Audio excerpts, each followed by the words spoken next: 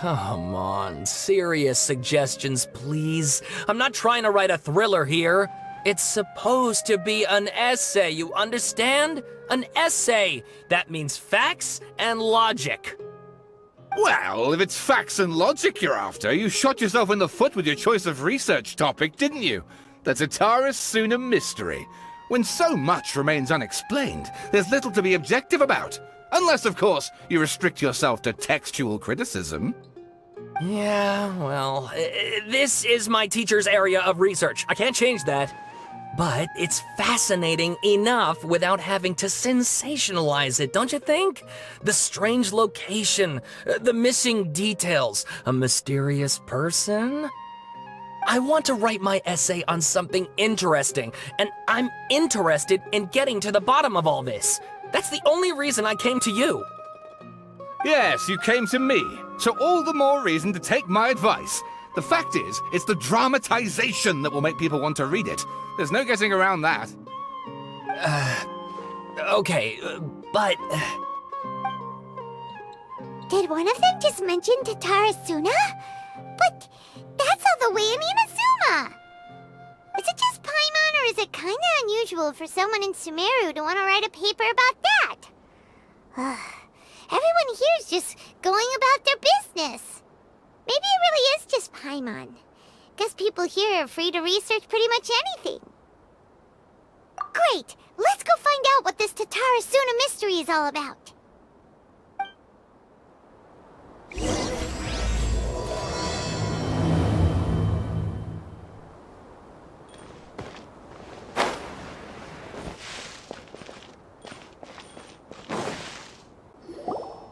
Alright, I guess I'll go with my textual criticism and your editorial direction for the first draft. I have a feeling that the missing Kabuki Mono will end up being the main focus of this paper. Ugh, if only we knew where to find that traveler. From what they say about him, this seems like the kind of thing he'd know about. Oh, you're the traveler, you say? Hey, what's with that face? Don't believe us? No, of course I believe you. Actually, I first heard about your great exploits when I was still in Inazuma. This is my first time coming face to face with you and your mysterious silver-haired companion. I couldn't believe my luck, and out of force of habit, I started, examining the evidence. Sorry. Oh, Sawada, for the love of... Sorry, we don't get out much, so our social skills are kinda lacking. Traveler, I hear you've helped many people a great deal and been to many places. Would you be able to tell us about Tatara Suna? Actually, we don't know much about that place either. In fact, we only came over here because we heard you talking about it and wanted to learn more. I see. My teacher chose this area of research as a personal challenge. He said it's difficult to get into because even Inazumans don't know much about Tatara Suna's past. But who'd have thought that... If you don't mind, I'd love to show you all my outline for the book I'm writing about Tatara Suna. Hold on, Sawada. Don't you think that's a bit of a deep dive for a first read? Well, fair point. In that case, please ease yourselves in gently by taking a look at Akaba's latest essay draft. Let me give you some background. This all started with the discovery of some records in Tatara Suna. The writings mentioned someone by the name of Mikoshi Nagamasa, who crafted a fine blade. But in the end, he threw it into a fire to destroy it, and killed his servant Katsuragi. Why? Well, no one knows. Apart from the swordmaker, his servant, and the one who wrote this all down, the records also mention a Kabuki Mono. This seems to be an Inazuman word for an eccentric stranger, someone who dresses funny or acts in an unusual way. That's right. Akaba's teacher has spent quite some time researching these events on the ground. This Kabuki Mono lived in Tatara Suna for a while before disappearing without a trace. And shortly afterwards, as Akaba mentioned, things got pretty ugly. So first this strange person goes missing, then a murder happens? Seems kinda fishy to Paimon. Yes, my thoughts exactly. So I helped out too. I asked everyone I could think of if they knew anything about what happened back then. And wow! Did I get lucky! Stop shouting! This part's important. I just wanted to make it stand out. It just so happens that a friend of mine works at the Government Records Office. He looked into it for me, and I can now confirm that all the aforementioned individuals did, in fact, live in Inazuma over 400 years ago. Even back then, Tatarasuna was already at the center of Inazuma's smelting industry. The man in charge was a government official named Niwa. Curiously enough, it seems like he went missing too. Wait, so there are 2 missing people in the story now? That's right! What's more, Niwa is a name with a lot of history to it. Have you ever heard of the great swordsmith clans of Inazuma? Oh, the swordsmiths? Yeah, like Ishin art and so on? Wow, yes. You really know your stuff. That makes things easier. So basically, this Niwa was a distant relative of the Kaidahara clan, the last practitioners of Ishin art. Something then seems to have happened in the Kaidahara clan, leading to their downfall. I don't know the details, but taken in light of everything else going on around that time, it makes you wonder whether it's all connected somehow. The Kaidahara clan? Sawada, you left out the biggest detail of all. Oh, yes, of course. How could I forget? Brace your minds, ladies and gents, for they are about to be blown. Or maybe you won't believe your ears. I wouldn't blame you, of course, because in all my years as a writer, this is by far the most. Get to the point, for Pete's sake. According to information acquired by Akaba's teacher, the Kabukimono was not a human, but a puppet. A puppet?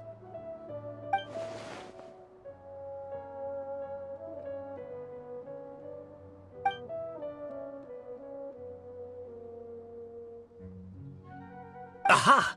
Judging by the looks on your faces, you do know something after all. No! Paimon just meant, how creepy! The way you described it makes it sound like a ghost story. I agree, it does. But considering that non-human races in Inazuma are by no means uncommon, spooky events are to be expected. And that's exactly what my book is about. Please, take a look.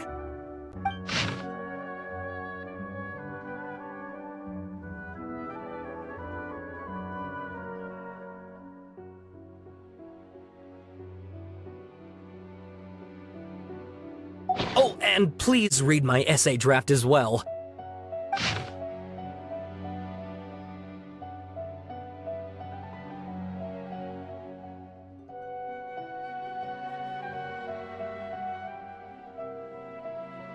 Sawada was encouraging me to follow his more creative approach, but I think essays should be grounded in facts.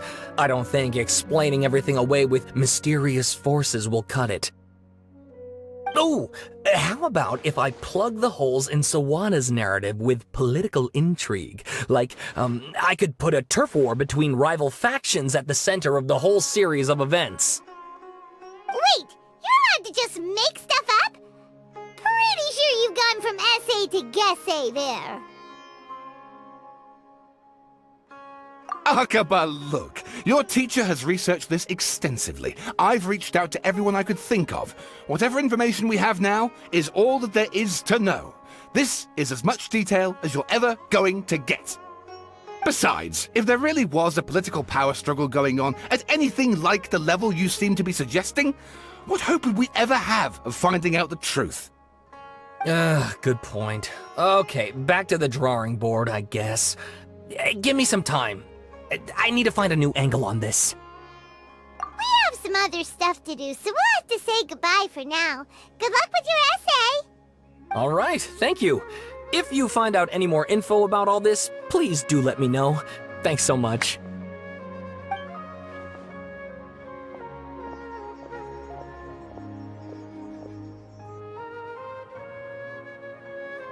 Hey, so that thing they were talking about, it has to do with the balladeer, doesn't it? Okay, then Even if we did know something about it, we probably couldn't share it with them, huh? After all, we kicked his butt and got him locked up. Information about people like that is usually super confidential, isn't it? If you ask Paimon, Akaba should just pick a different topic. There must be as many essay topics as there are trees in the forest. There's no point in...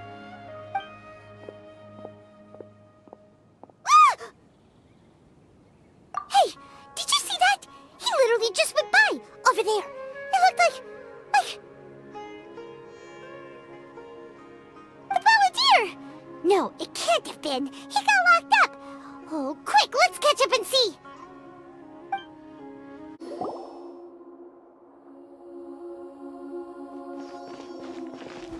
Traveler, Paimon, there you are. Nahida! Bad news. We just saw the Balladeer strolling around in public. Did he escape or... Ah! It's him! Sure enough, you're here. Hey! What are you doing in the sanctuary of Surasthana? Aren't you supposed to be locked up? I know you must have a lot of questions. Please, allow me to explain. It was my idea to set the Balladeer free. We made a deal, and he's gonna do some investigation in Irminsul for me. A deal? You sure you trust this guy? What did you expect? Why do you think Sumeru would keep me around otherwise? Or maybe killing me is all you can think about. But if that's the case, why haven't you done it already? Don't flatter yourself. It was... Nahida said there's still some mysteries in you to figure out. Ah, so if it were up to you, you'd finish the job? Guess I had you all wrong. There I was thinking you were just getting cold feet. Well, that escalated quickly. Not a good start. Could I ask you all to please calm down? But Paimon's worried about you, Nahida. Don't let him trick you. It's not every day you see people questioning the God of Wisdom's judgment. Just when you think you've seen it all. Don't you dare try to drive a wedge between us! As long as the terms are reasonable, I don't think there's a problem in making a deal. Even with the Balladeer. Well, I for one have no reason to doubt you, considering you even struck a deal with the doctor. Yes, one in which I gained valuable information. You'll come to understand more about that in the fullness of time. The Balladeer's power was all but completely spent after your battle. He's no longer strong enough to be a strategic threat to us. That puts him in quite a precarious position.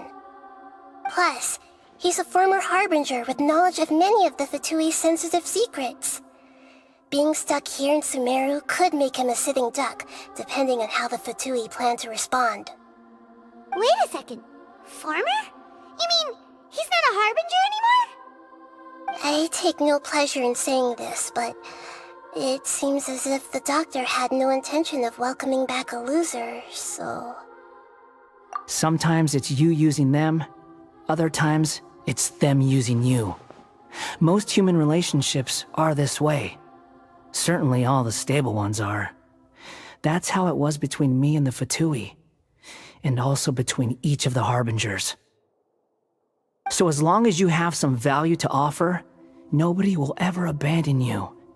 But after recent events, even I have to admit that I'm not worth quite what I used to be.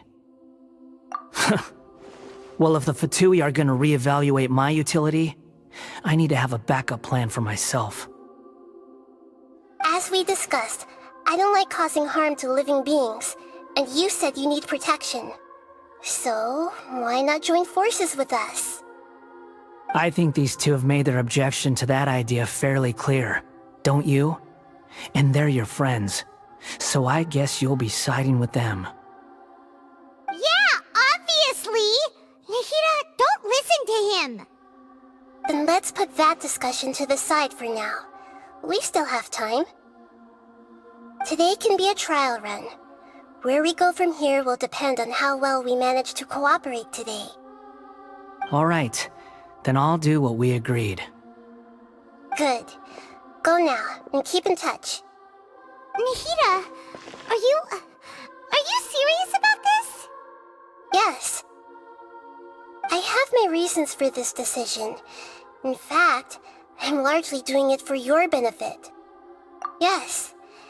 As I told you once before, there's information about your twin in Irminsul. Oh, yeah. Actually, that's the whole reason we came to see you today. So, you have an update on that? Mm-hmm. You may remember me mentioning that the Fatui had not included your twin's details in the Descender category. This is an extremely important point. It's possible that the Fatui have other information that even I don't know about. And since the Balladeer used to be one of them, he'll be better acquainted with this information than I am. He was granted the power to connect with Irminsul when he almost became the god of a new era. Even though he no longer has the Gnosis, some traces of its power remain in him. He can still connect. The amount of information in Irminsul is vast beyond description. Sifting through all of it without knowing what to look for would take too long, even for me. So I asked the Balladeer to search in Irminsul for any information about the Descenders. He's more familiar with this kind of information, and should be able to find it more quickly. Exactly! Or what if... Paimon just doesn't trust him! He's treated us as enemies every time we've run into him! I understand. But sometimes, everything is dictated by which side you're on. How things will go in the future depends on what information he brings back. And Traveler, I know what your heart desires most of all. Our minds have connected several times before. There is a corner of your heart reserved for an intense longing. A feeling of being all alone in the dark, searching for the one candle whose light still burns. As Sumeru's deity, it is my responsibility to be on guard against the Balladeer. But as someone who counts you as a friend, I want to do something for you. If this deal with the Balladeer can give you the answers you've been longing to find, then it's worth it. It's my pleasure, really. You're Sumeru's hero. You've more than earned it. Paimon's still worried about this idea. Is there anything we can do to help? I was going to contact you about that, but then you suddenly showed up on your own accord. Seems like we have a telepathic connection. In fact, I was going to ask you to supervise the Balladeer on my behalf while he carries out the task I assigned. Even though he only has a fraction of his full power left, that's still a fraction of a former Harbinger. If you could accompany him, it would put my mind at ease. Of course, I'll be there to help guide you through Irminsul from the outside. Great, thank you. Prepare yourselves. I'm going to transport you into Irminsul.